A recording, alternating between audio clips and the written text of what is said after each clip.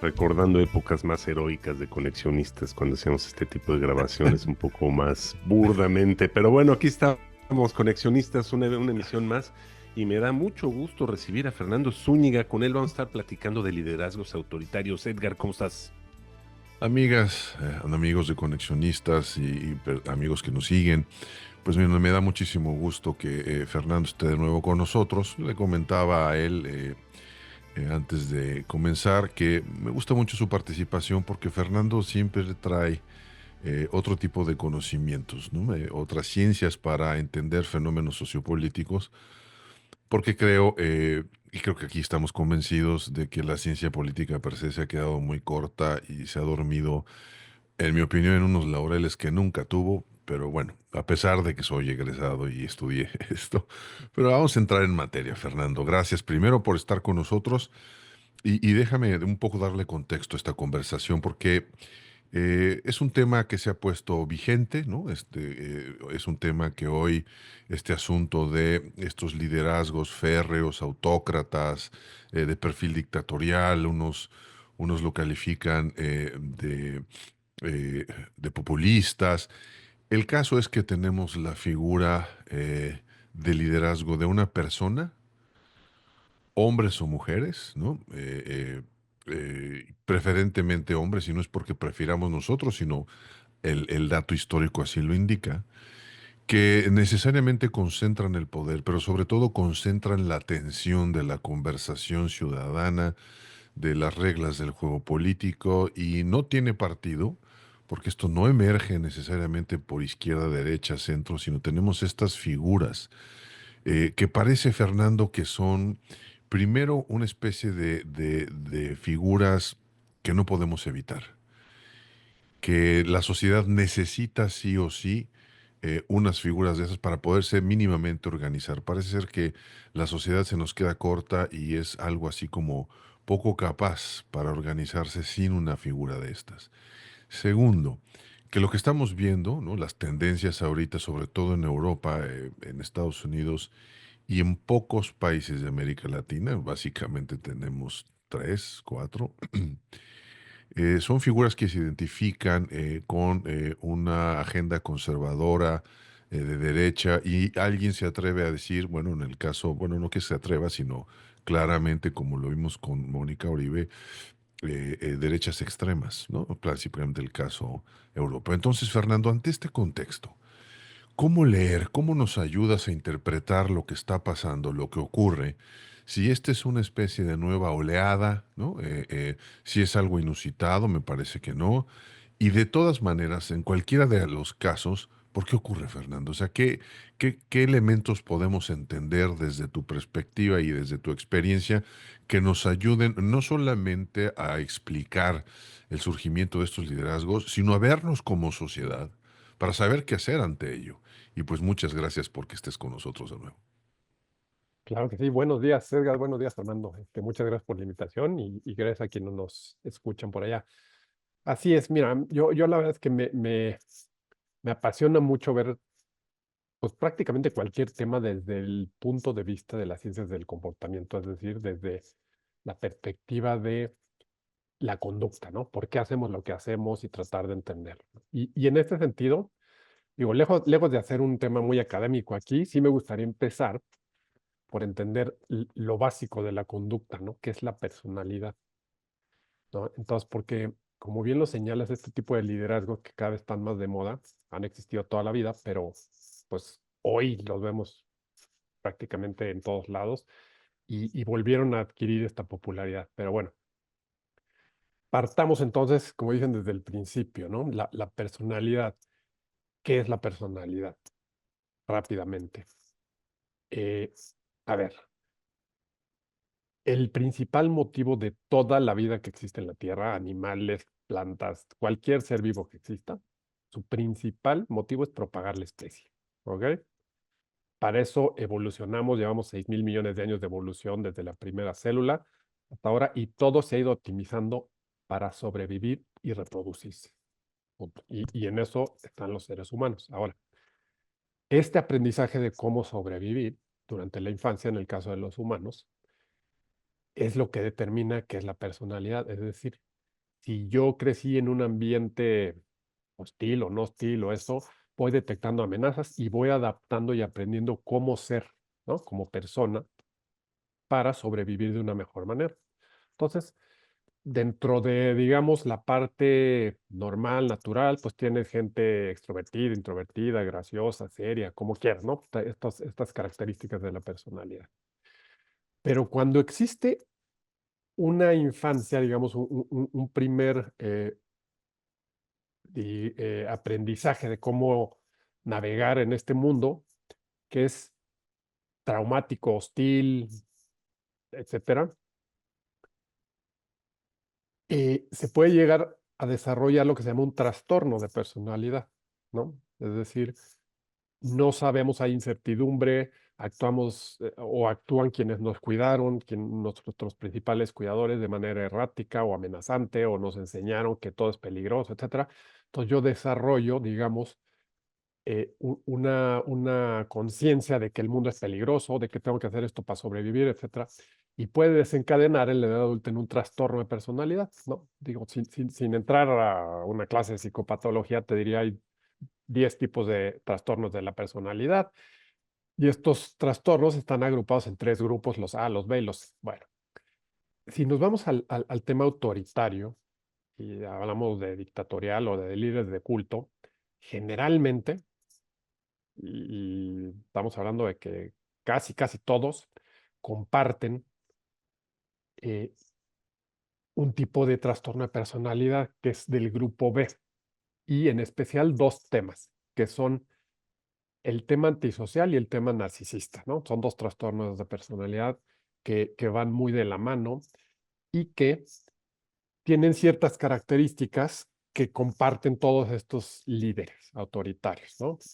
Digo, sin meternos mucho digo, estos temas de la personalidad, sí te diría que tienen esta gran deseo de poder y dominancia y,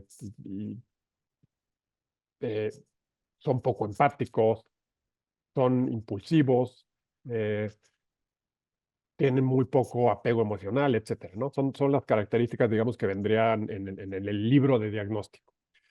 Y sí coinciden, ¿no? Porque para ser un líder de este tipo, pues necesitas tener ciertas características, no cualquiera, ¿no? Entonces, ¿cuáles en específico, y entrando un poco más en materia, y ahorita me interesa mucho, por así que su opinión y su postura sobre esto, pero ¿cuál es el dolor de este tipo de personalidades, ¿no? Del narcisista y el antisocial. Bueno, crecieron en un ambiente en donde no se sentían suficientemente dignos, digamos, de ser amados, vamos a ponerlo así, de amor, ¿no? Tienen esta parte donde, pues, por alguna razón, no se sienten dignos. Entonces se vuelven eh, hiper alertas a la crítica y a la descalificación, ¿ok? Y generan un personaje basado en eh, ser merecedores de reconocimiento, es decir, todo lo que hacen todo el día es buscar este reconocimiento porque no se sienten dignos de él. Crean un personaje narcisista en donde toda su comunicación se basa en decir que son los mejores, que ellos van a resolver, que ellos van a hacer, son prácticamente un superhéroe, ¿no? Basado en una fragilidad, curiosamente. ¿Y qué es lo que pasa con este tipo de personalidades hoy en día?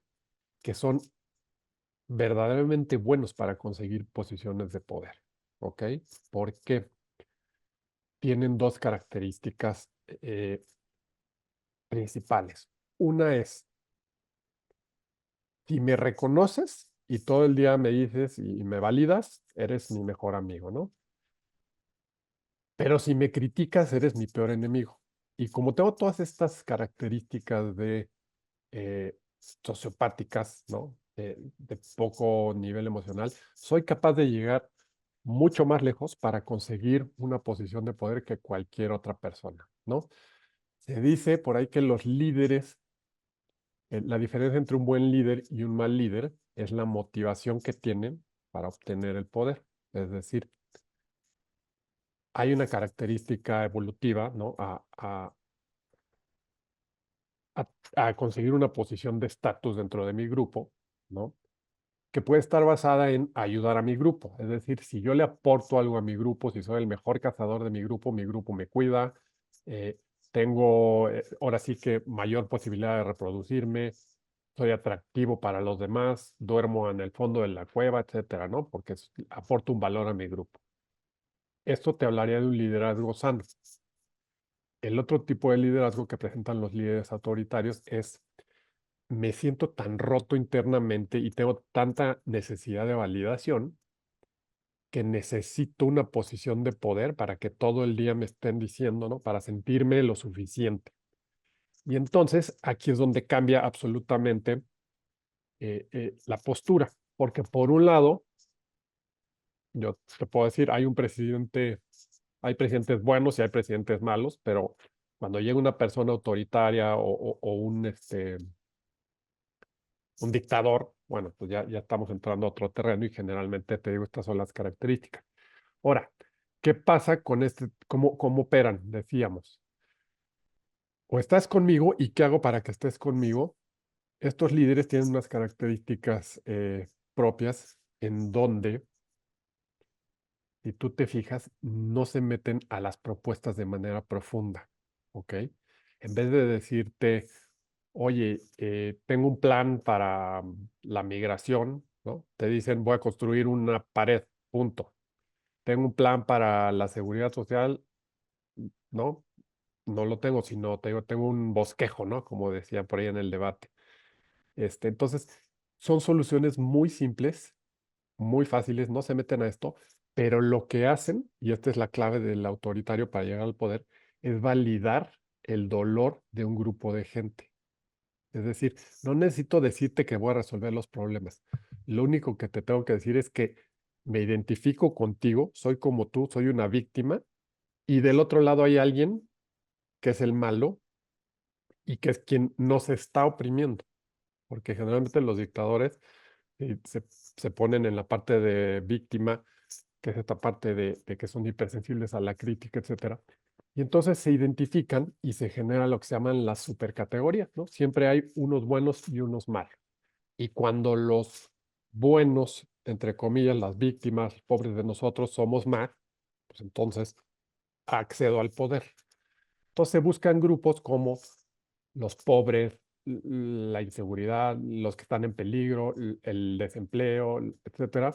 Valido su dolor, no, ni siquiera le interesa a la gente que le dé una solución específica, ¿no? Hemos visto candidatos que, si los ves objetivamente, son mucho más preparados, tienen un plan para todo, ¿no? En el caso de los Estados Unidos, bueno, Hillary Clinton a lo mejor era insoportable o lo que sea, pero estaba preparada en todos los sentidos, tenía un plan para migración, un plan para salud, un plan para esto, un plan para el otro, pero nunca validó a nadie, al revés, ¿no? Dijo, oye, pues son ¿cómo les llamó? Deplorables. Los deplorables, sí. Entonces, lo único que hizo el otro es, pues, validarlos, es decir, oye, sí, pobres de nosotros, esta gente, la élite nos tiene, y curioso, porque además, pues, viene de un multimillonario, ¿no? Que pues logró identificar y validar el dolor de la gente sin empleo, pobre, a la que la justicia no le ha llegado.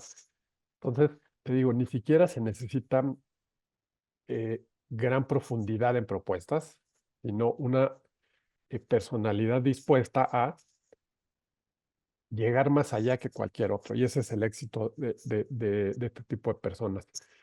No te puedes subir al ring con ellos porque llevan toda la vida, desde que nacieron, luchando y peleándose. Entonces, estás hablando de que son profesionales del conflicto y la confrontación, ¿no? Y la intuición es decir, pues si me insulta, lo insulto de regreso, y es una lucha que nunca vas a ganar contra un autoritario, porque el autoritario está dispuesto a llegar hasta donde tenga que llegar. Y si tú no eres una persona de estas características, pues probablemente no lo hagas, ¿no? Entonces, por ese lado está el tema de la personalidad del autoritario. Ahora, ¿cuál es la siguiente parte? ¿Por qué la gente, ¿no? Vota por ellos? Y volvemos a lo mismo. Es mucho más poderoso este instinto tribal de los grupos, de la amenaza, que alguien te esté diciendo que te entiende y que perteneces ahora y que ahora de oprimido vas a llegar a ser exitoso y vas a derrotar a los malos y llega un momento en que polarizas y manipulas a la gente de tal manera que se vuelve prácticamente pues una secta, ¿no? Un culto a la personalidad. Y entonces lo que pasa, y esto no tiene que ver ni con educación ni con nada, simplemente es que te haga clic esta parte de, eh, de la victimización, del sentirte parte de un grupo, para que dejes de ver la realidad prácticamente, ¿no? Entonces pasas de una campaña, y esta es la siguiente parte en la que me gustaría, pues ahora sí, abrir un poco el diálogo, a los medios hoy en día son ideales para propagar este tipo de cosas de manera mucho más rápida. Es decir, de entrada ya no existe una realidad, no existe una verdad, no existe una verdad compartida, una narrativa controlada en la que todos digamos estamos de acuerdo en esto. Hoy cualquier cosa es cuestionable y cuestionada por quien sea. La comunicación cambió de ser unilateral, ¿no? De donde el político decía que iba a ser y la gente lo oía y votaba a, oye, pero ¿por qué no esto? Yo puedo cuestionarlos en tiempo real, puedo debatir, hasta el grado en el que pues, ya no existe la realidad, no existe la verdad. La Tierra, pues, para algunos ya no es redonda, ¿no? Ya es plana. Entonces, lo vemos todos los días con fenómenos de todos los tipos, ¿no? Pero en el caso de la política, pues es esto, o sea, es el líder de derecha empieza a propagar una idea que valida el miedo o valida el dolor o valida lo que sea, se propaga rapidísimo, se multiplica, crece exponencialmente y eh, en esta época del cuestionamiento de todo, ¿no? Y en esta época de un futuro, digamos, incierto, propiciado por los medios, entonces cualquier cosa es opción, ¿no? Creo que se abrió ahora sí que la caja de Pandora de las cosas que no se podían decir. Esto, lo que le llaman la ventana de Overton, se convirtió en un portal gigante y ahora cualquier cosa puede ser, pues puede ser viable, ¿no? Entonces, te digo, creo que la gente no se da cuenta de muchas veces de las consecuencias reales de por quién vota, ¿no? Simplemente es una sensación, una conexión a nivel, pues queremos un cambio y el cambio, ¿para dónde va a ir? Pues para donde sea, pero ahorita lo que tenemos no nos gusta y votamos y después nos enteramos de quién es verdaderamente la persona, ¿no? Entonces, por Bueno, ahí va un poco este tema de...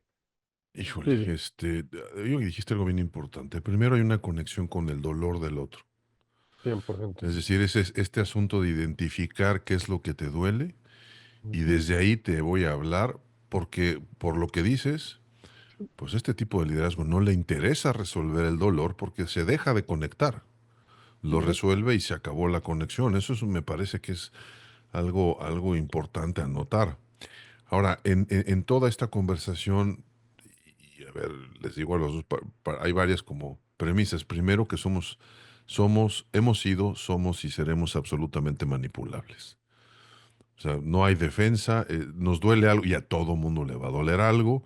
Entonces, por lo tanto, siempre va a haber alguien que haga, digamos, esa conexión y a manera de alguna manera, tratar de atenuar ese dolor, de identificarnos, de sentir, de tener un poco de pertenencia con el grupo, pues accedemos a esta figura de liderazgo, ¿no? Que yo lo veo no solamente en política, o sea, yo lo veo en todos los no, espacios donde hay. Ahora, siendo así, Fernando, porque en estas conversaciones yo no compro este asunto de que es un fenómeno solamente de la derecha. no, no. Está, ¿no? Ya cuando estos líderes se hacen dictadores, está el tema de la fuerza y de la violencia como ya no me importa tu dolor, entonces quizás, y esto es una hipótesis, haya una migración de la conexión del dolor con el miedo, ¿no? En donde ya no le voy a hablar a tu dolor, sino le voy a hablar a tu miedo, porque si tú no actúas de la manera que yo digo, hay estas consecuencias y esas consecuencias te tienen que generar miedo. Veo como esa doble, digamos, palanca que estos individuos o estas personas utilizan. Siendo así, Fernando, ¿qué salida hay para nosotros como sociedad? Porque primero no sé, yo quiero pensar que en la historia, y ese es otro mito, ahora resulta que todos estos liderazgos son negativos, ¿no? A mí me parece que un líder que es capaz de mover masas también en la historia debe de haber, ¿no? Líderes con estas características que lo que los diferencia fue, como tú dijiste, en términos de buenos o malos, es cuál es el tipo de decisiones que toman para buscar qué resultados. Entonces, pero en el entendido de que como grupo social, como individuos pertenecientes a un grupo, empezamos a advertir que las cosas no van en el sentido de atenuar nuestros miedos, sino todo lo contrario, o nuestros dolores. ¿Qué hacer, Fernando? O sea, porque pareciera que esto es inevitable y que entonces vamos a tener por siempre este tipo de figuras. Sí, mira, yo te diría dos cosas. La primera es, a ver, el ser autoritario, ¿ok? Este tipo de personalidad, no necesariamente, como bien lo señalas, implica tomar las peores decisiones. No sé si me explico. O sea, tú puedes tener, por ejemplo, un tipo de estilo Bukele, ¿no? Que sigue teniendo la personalidad, llegó, cambió la constitución, se quedó otros 4 años, pues, de la manera como empieza cualquier dictador, ¿no? Es un cuate absolutamente determinado y enfocado y autoritario, ¿no? Sin duda. Pero quizás esto puede llevar a tener un buen resultado si la política no es mala. Sin embargo, ¿qué pasa? Que este tipo de personas,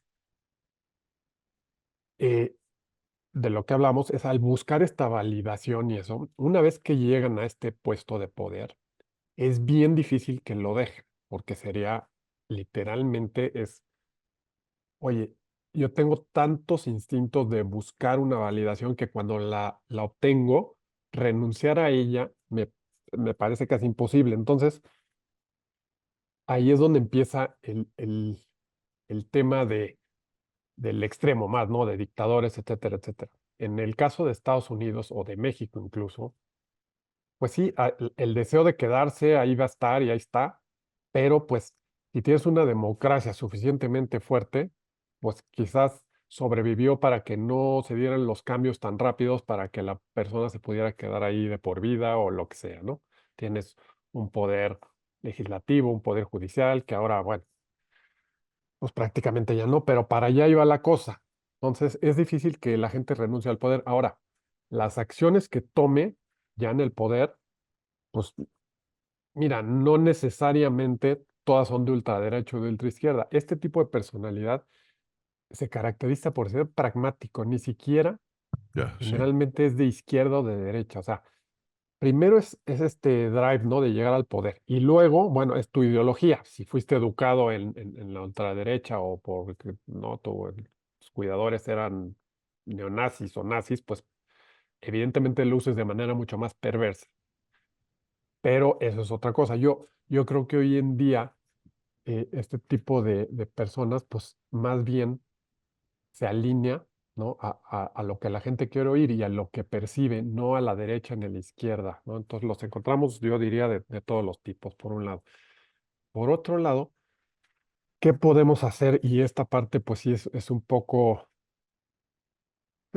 pues es un poco ahora sí que no se le ve buen futuro a corto plazo. ¿Cómo funcionan estos fenómenos? Los tenemos que vivir, ¿no? Y tenemos que llegar, pues, si no a tocar fondo, cerca de, para que las cosas empiecen a revertir. ¿Por qué lo digo? Generalmente los fenómenos y todos los fenómenos funcionan de una manera en la que vivimos de una manera durante algunos años y de pronto hay una rebelión se rompe la presa y nos vamos al otro extremo, ¿no? Y después agarramos un punto medio, digamos, regresamos. Pasa con el fenómeno que quieras, con el fenómeno woke en Estados Unidos, ¿no? Ahí yo creo que ese día tocó fondo y ya estamos empezando a ser un poco más racionales, ¿no? Entonces, yo sí creo, y ha pasado a lo largo de la historia, ¿no? O sea, llegamos a la parte de la Segunda Guerra Mundial, de los nazis, todo esto, y bueno, después se cobró una conciencia de que, oye, espérame, ¿no? Y luego pasamos un periodo estable donde, ¿no? Digamos, la gente se le olvidó un poco, somos generaciones, la nuestra, en donde pues prácticamente ya no vivimos una guerra mundial, hemos estado bastante en paz y entonces la gente no recuerda esos extremos y regresa a ellos, ¿no? Entonces votas por, digamos, por un instinto por alguien y luego resulta que ese alguien se quedó 30 años y destruyó el país. O sea, vamos a decir, Venezuela, ¿no? Pues tuvo que vivir lo que vivió para empezar a despertar y creo que hoy no ganaría bajo ningún motivo a alguien, ¿no? Del lado de Maduro.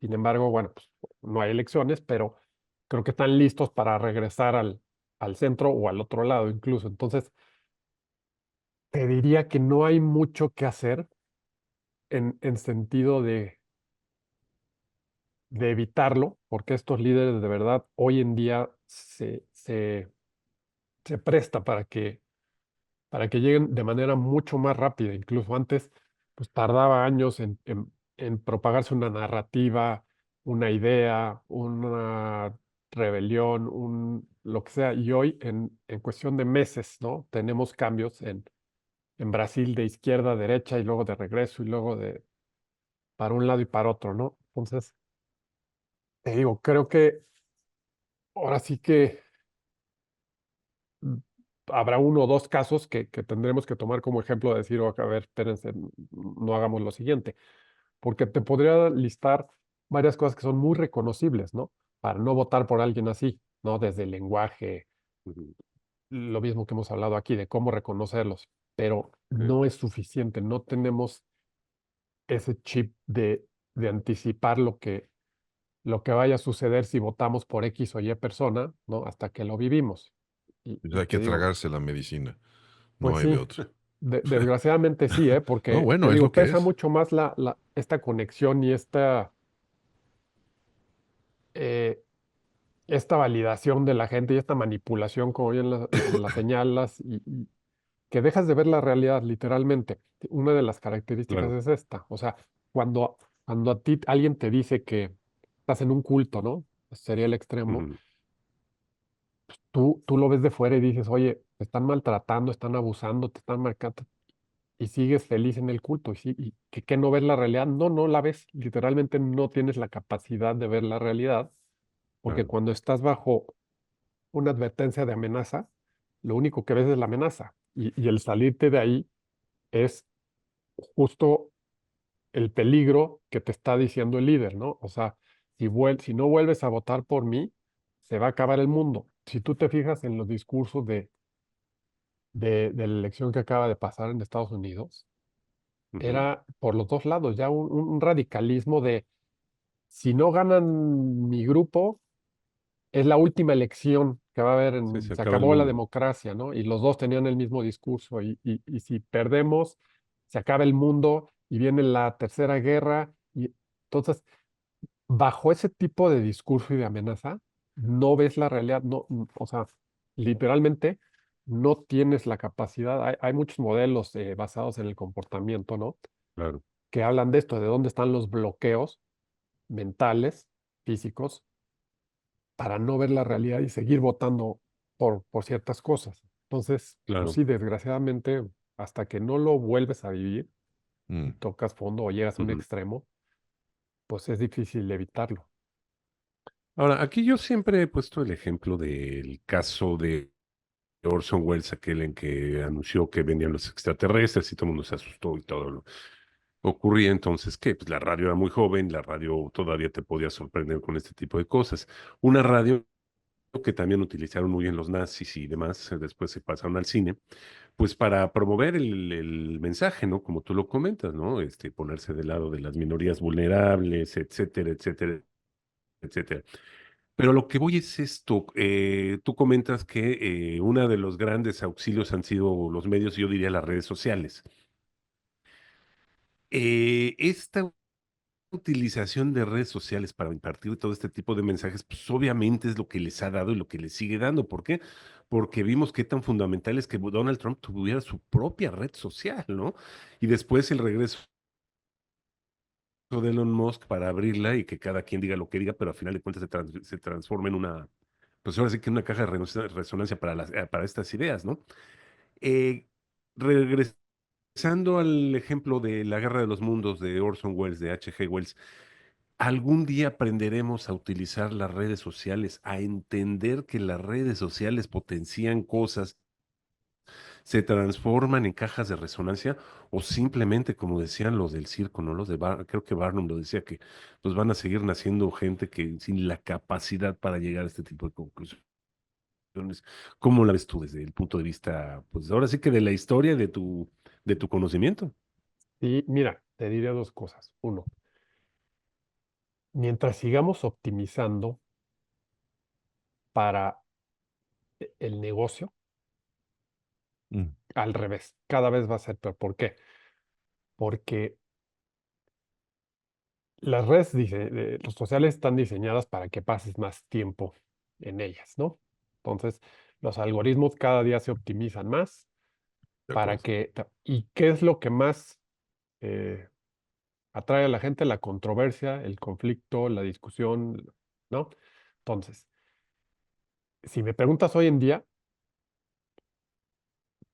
¿qué es lo que sigue? Pues está peor, porque la inteligencia artificial es el siguiente paso para optimizar estos negocios, ¿no? Y que pases más tiempo ahí. Yo ayer justo pensaba en esto, o sea, ¿cómo ya perdemos este sentido de la realidad? Hay tanta información, estamos tan sobreinformados que ya la verdad no es un tema.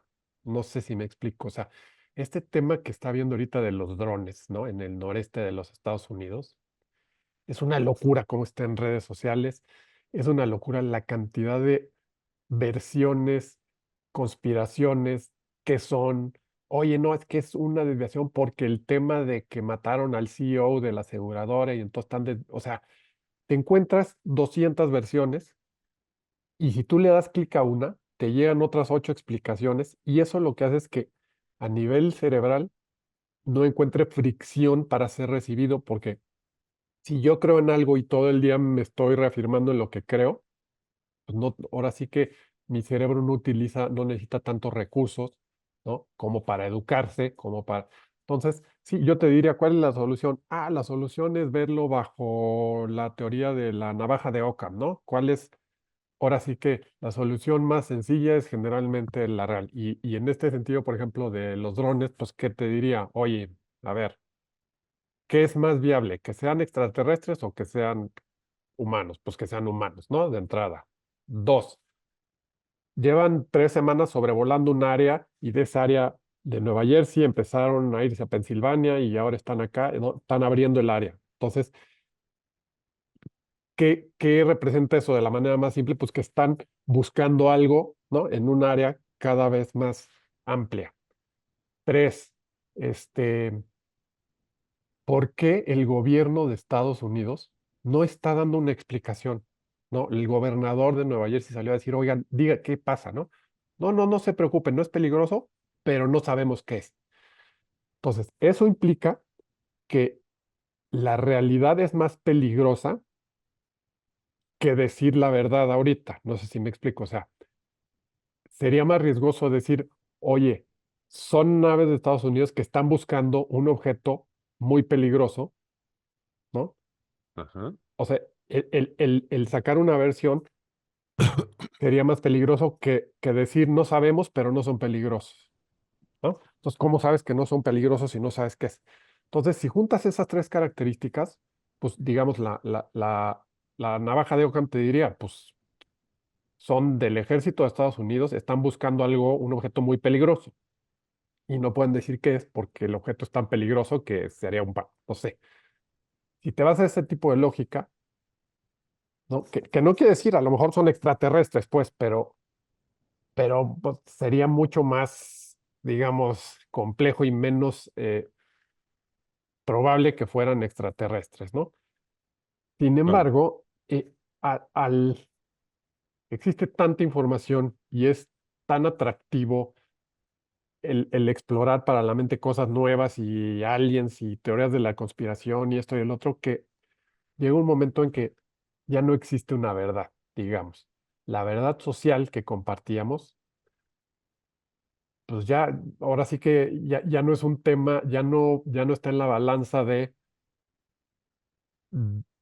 la decisión que voy a tomar. Ya no representa, antes representaba, digamos, si yo te decía, pues la Tierra es redonda, pues es redonda y punto. Hoy ya ni sí, siquiera eso es, ¿no? El clima, las vacunas, la salud, todo. Ya hay un grupo que te dice que no es cierto, que alguien te está tratando de hacer daño, que alguien... Entonces, digamos, ya no es una moneda de cambio, la verdad, que eso es lo complicado. ¿Qué tendría que pasar? Pues, no sé, si te metes a los temas de la regulación, pues va a haber quien diga, no, por la libertad de expresión. Y volvemos a lo mismo, a una política pública en donde va a haber un debate con 100 argumentos diferentes y va a ser complicado llegar otra vez a algo. Entonces, tendrá que haber un ajuste, eventualmente sí. No sé cuál será el fondo de esto, la salud de los adolescentes, la depresión, no sé, porque este tipo de temas pues también están sobre la mesa, ¿no? claro. Los chinos regulan y no pasan en TikTok nada más que cosas educativas. Bueno, sí, pero entonces no hay libertad de expresión. O sea, hay muchos debates, creo que da para mucho, pero sí Sí. creo que hoy en día pues cambió el tablero, ¿no? Y pues estamos en una época de ajuste. Y para dónde vamos a ir, pues quién sabe, si seguimos optimizando la tecnología, pues se ve difícil que lleguemos a una conclusión donde todos nos pongamos de acuerdo. No sé qué piensen ustedes. Pues yo lo que veo es, lo que veo es que necesitamos muchos programas, Fernando. Sí, Este, y para ser concretos y ahora sí que abusar de tu generosidad y comprometerte para un segundo episodio pronto. Con todo esto que me dices, hay una conversación que no veo que esté y que inclusive promover a que esta conversación exista pudiera ser un poco ingenua, una propuesta ingenua en varios círculos, que es la conversación ética. Esta conversación, digamos, ética absoluta desde el punto de vista, si nos vemos académicos, de Levinas, de pensar en el otro, porque, a ver, la tecnología, pensar que la que tecnología es neutral, esa sí me parece una ingenuidad absoluta.